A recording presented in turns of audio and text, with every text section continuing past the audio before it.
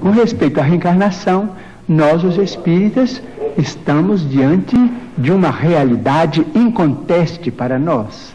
Mormente na vida mediúnica temos assistido, nestes quase 45 anos de espiritismo evangélico à luz dos princípios kardecianos, a desencarnações e reencarnações.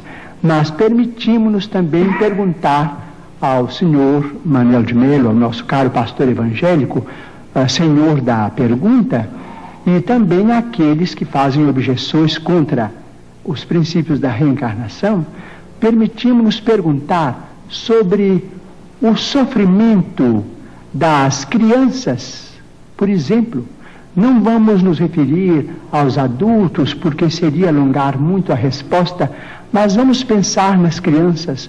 Por exemplo, nós, os espíritas, muitas vezes encontramos determinados casos de suicídio, e às vezes suicídio acompanhados de homicídio, ou às vezes apenas de homicídio. Mas vamos encontrar esses problemas do complexo de culpa levado para além desta vida, e depois esse complexo de culpa renascido com aquele que é responsável por ele através de sofrimentos que só podemos entender através da reencarnação.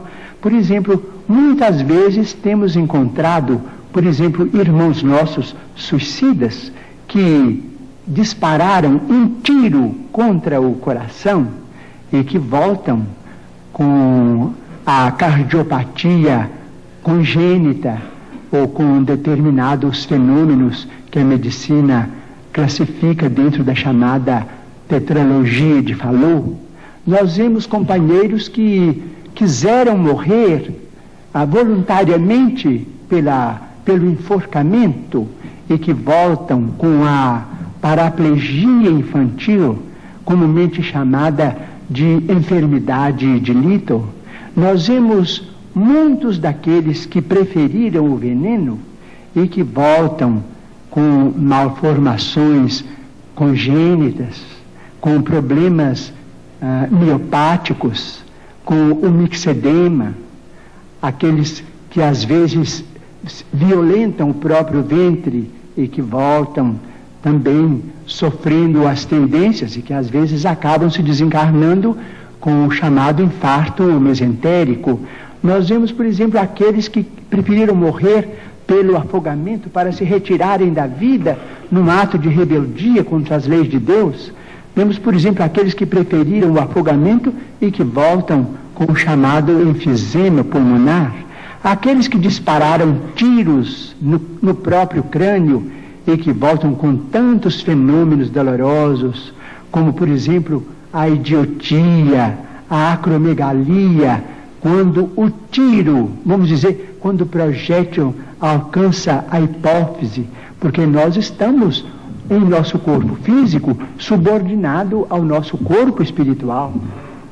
Então, principalmente nos fenômenos, os fenômenos decorrentes do suicídio por tiro no crânio são muito dolorosos, porque vemos a surdez, a cegueira, a mudez congênitas, e vemos este sofrimento em crianças incompatíveis com a misericórdia de Deus, porque nós sabemos que Deus não quer a dor.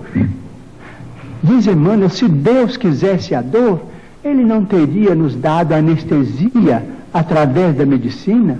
A dor é uma criação nossa. Chegamos ao além com determinado complexo de culpa e pedimos para voltar ao corpo, trazendo as consequências de nossos próprios atos menos felizes. Então, pedimos ao senhor Manuel de Melo, nosso caro pastor evangélico, que tem trabalhado tanto e cujo mérito nós todos reconhecemos e reverenciamos, para pensar conosco